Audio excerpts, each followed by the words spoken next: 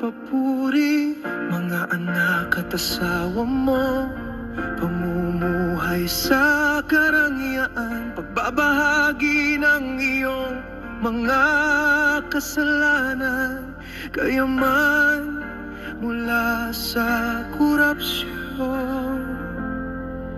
Hindi mo ba namamalayan ang responsibilidad dahil sa iyong mga kilos? Naghihintay sa iyo ang walang hanggang impyerno.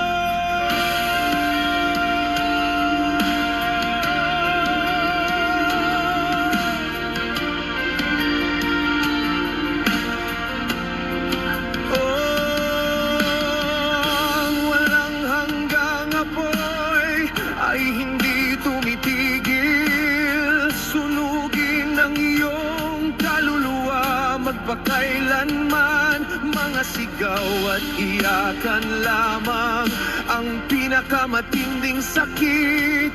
Ibalik ito kagad bago mahuli ang lahat. Habang humihinga ka pa, isang pagkakataon upang itama ang iyong mga kilos.